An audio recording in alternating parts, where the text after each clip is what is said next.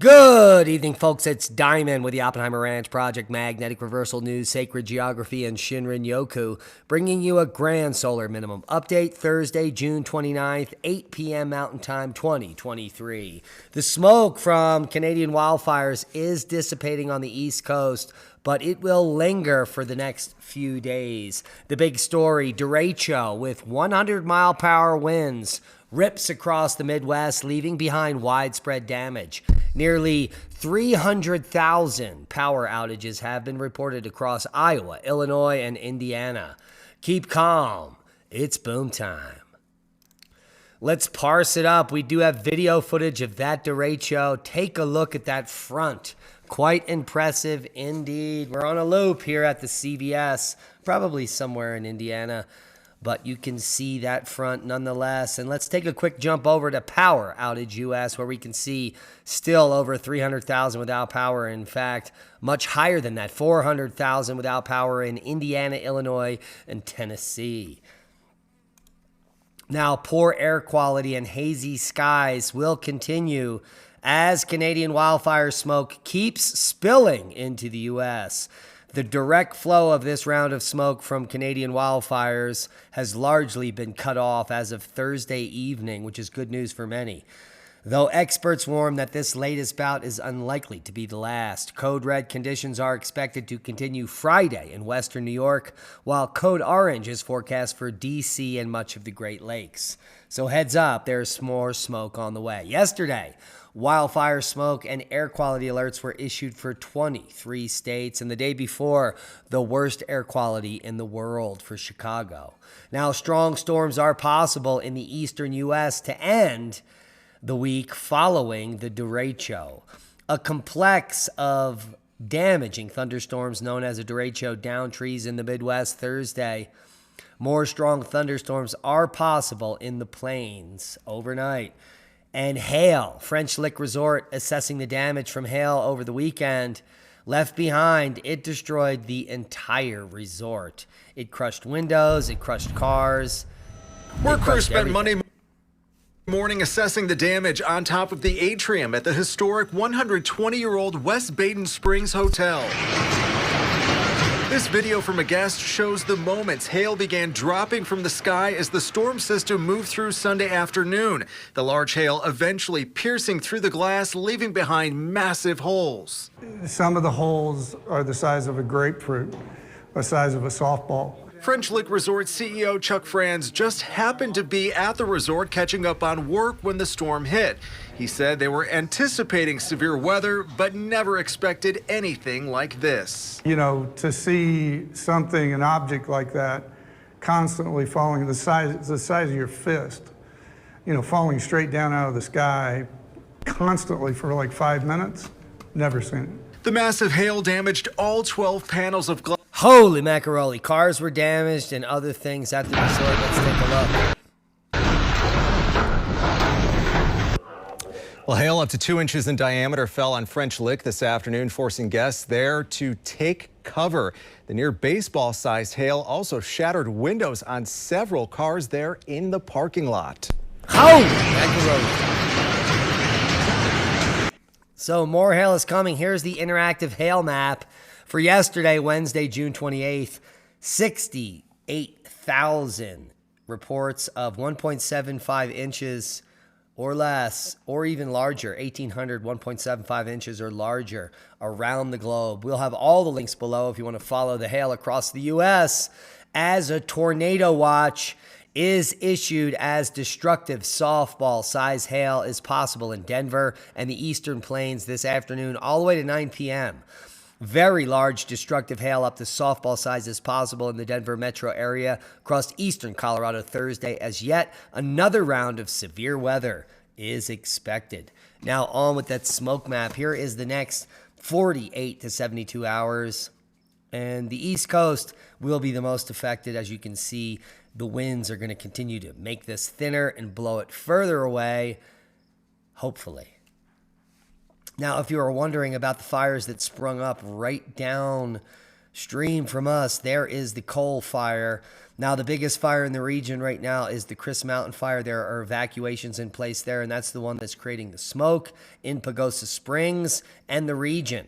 We are way down here south of 8 Mile Mesa on this river here, the Blanco River Valley, and you can see it's just, well, the scale. We are just about 5 miles away from this fire as it is now spread to about 300 acres.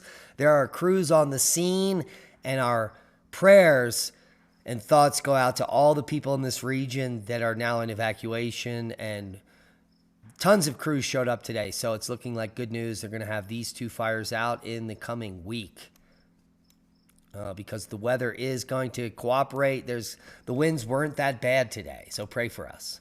Here's the full forecast. Severe storms in the Midwest and Central Plains, dangerous southern heat.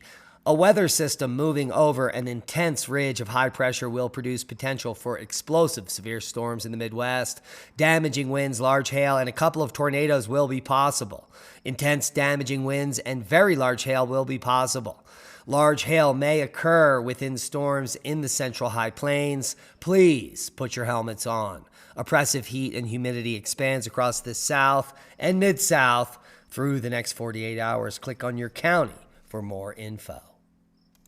Seismic update, no quakes of note. The world is quiet beneath our feet, and that's good news. As we come over to Worldwide Volcano News Update, Mayon is puffing to just 12,000. That is a slight uptick. We also have Popo, Sangay, and Sabancaya. A big puff from Popo to 21,000. Suanosima to 6. Sabancaya to 28,000 feet today. That is one of the highest puffs in a while. Another Mayon report here, Popo to 22,000. And Sangay, emissions of ash and lava continue.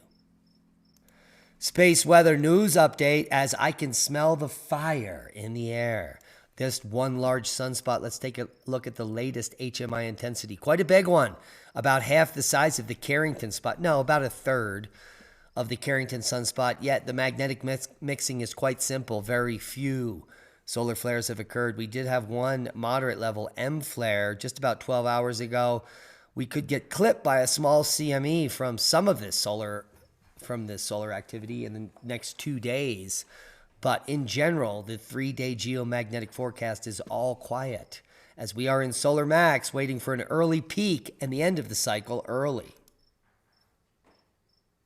Some people are getting squirrely, like Ben Davidson over at Space Weather News, who has blocked us now for over several months. As soon as he called for a debate and we accepted his call, he shut us down.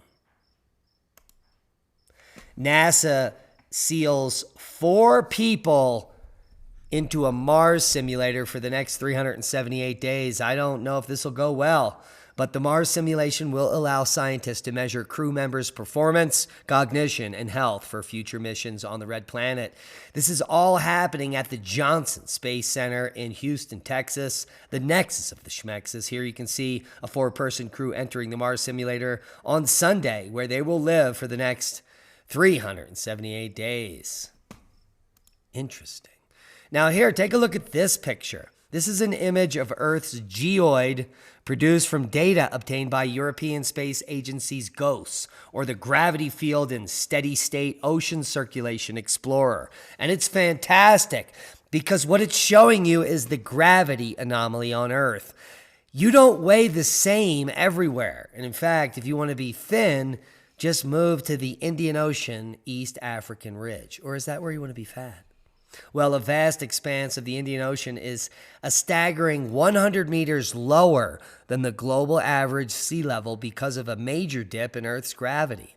You can almost float there, according to scientists. But they now know the cause. The massive hole in the Indian Ocean, researchers say, is not the kind that could drain away all the water on Earth, but instead, in geologist terms, like I am, we used to describe this spot where Earth's gravity is lower than average as a gravity anomaly.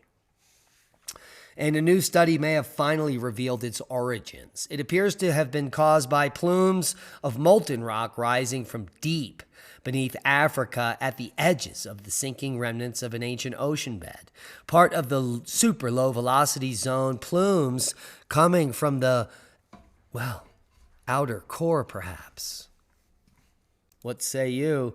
Now the Titanic sub, all the debris has risen to the surface, and not only that, but, and they aren't even showing the picture I want to show, they have brought up human remains. But the key here is this picture of the submersible's front.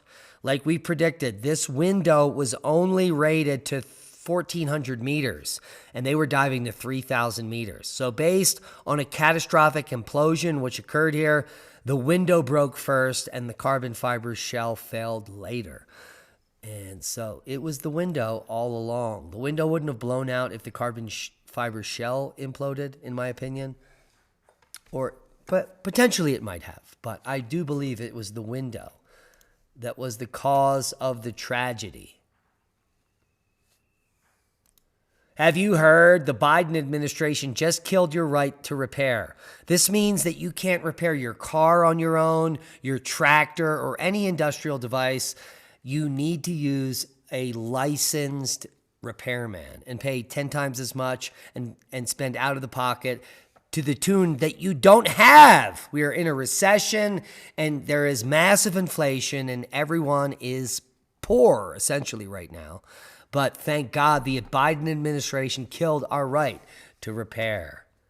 Another awesome thing coming out from those schmucktards. Now, why is the world on the brink of the great disorder? Well, because we have broken all of the limits. We have the largest amount of debt ever in history, the fastest rates of debt growth, and the greatest amounts of central bank printing of money and buying debt since 1930 to 1945.